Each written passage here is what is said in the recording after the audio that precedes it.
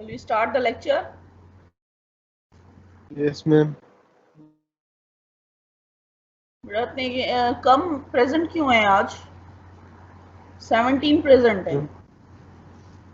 नहीं मैम 45 है। बेटा मेरे पास 17 शो हो रहे हैं।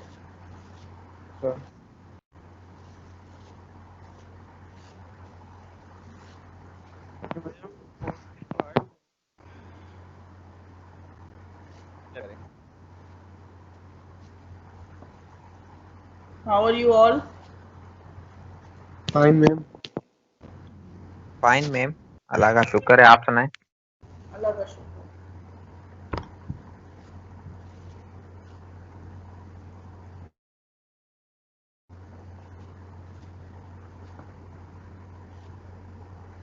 Shall we start the lecture? जी बेटा, हमने क्या पर स्टडी किया था? एरे। एरे समझ में आया था बेटा?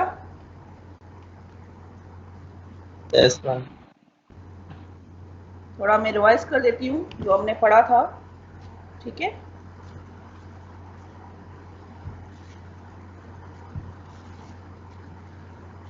So let's come to the introduction of array. What is array is?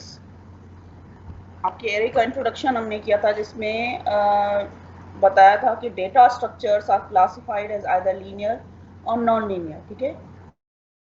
Linear और नॉन लीनियर जो हम पहले भी डिस्कस कर चुके हैं। Linear data structure is said to be linear if its elements form a sequence. जो चीज़ एक सीक्वेंस में स्टोर्ड हो, that is called the linear data structures. That's its previous and end points are connected with each other. जो चीज़ sequence में चल रही हो, that is called the linear data structure. और जो चीज़ सीक्वेंस में ना हो, just like the pointers and trees and graphs, that is called the non-linear data structures. ठीक है बेटा? तो हम बात करते हैं linear data structure की, ठीक है? There are two ways of representing such linear structures in memory. तो टू वेज हैं जो आप लोग की लीनियर स्ट्रक्चर जो मेमोरी में स्टोर होते हैं, टू वेज हैं इसको रिप्रेजेंट करने के। वो कौन कौन से हैं? One is array in which elements represent by means of sequential memory location. एक एरे है जिसमें एलिमेंट्स आप लोग के एक सीक्वेंस में स्टोर होते हैं, ठीक है बेटा?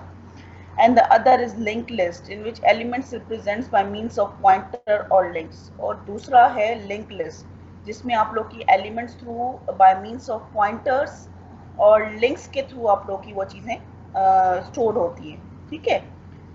ये आप लीनियर के बारे में, लीनियर डेटा स्ट्रक्चर के बारे में हम पढ़ रहे हैं। इसमें बता रहा है कि लीनियर डेटा स्ट्रक्चर एक सीक्वेंस डेटा स्ट्रक्चर जो कहलाता है, उसको रिप्रेजेंट करने के लिए टू वेज हैं, दो रास्ते हैं जो उसको आप लोग रिप्रेजेंट कर सकते हो। First one is array.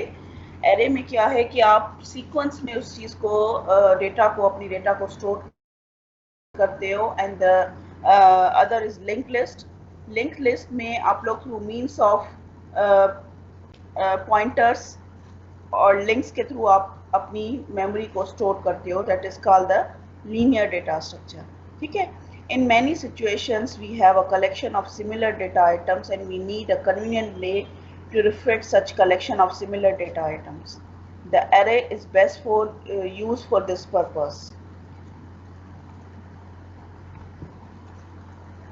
In many situations, we may have a collection of similar data items and we need a convenient way.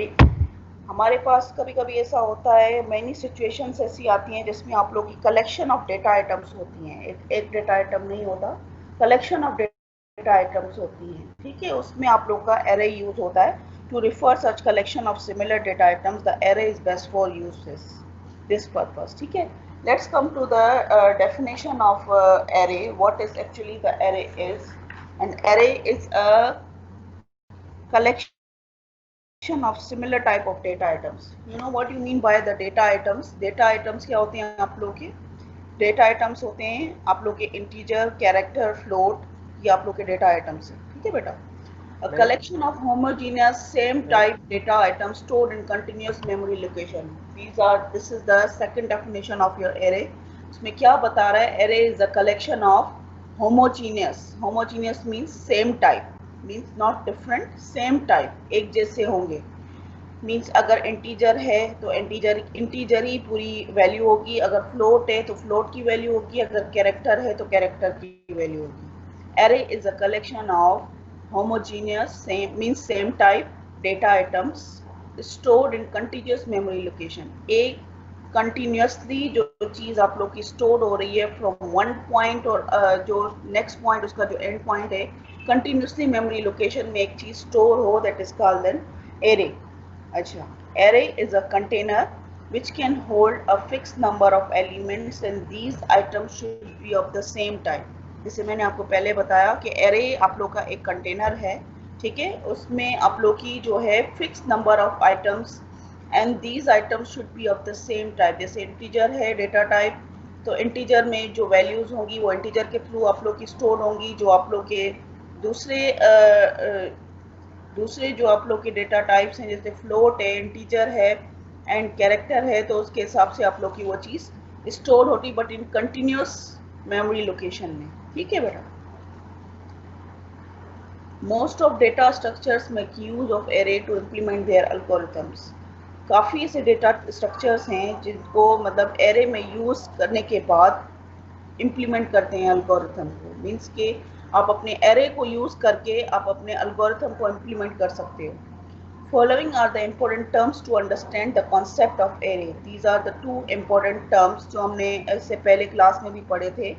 वो कौन कौन से हैं? First one is the element. दो ऐसे इंपॉर्टेंट टर्म्स हैं जो आप लोग की कॉन्सेप्ट एरे का जो कॉन्सेप्ट है वो आप लोग का क्लियर करता है। वो कौन कौन से हैं?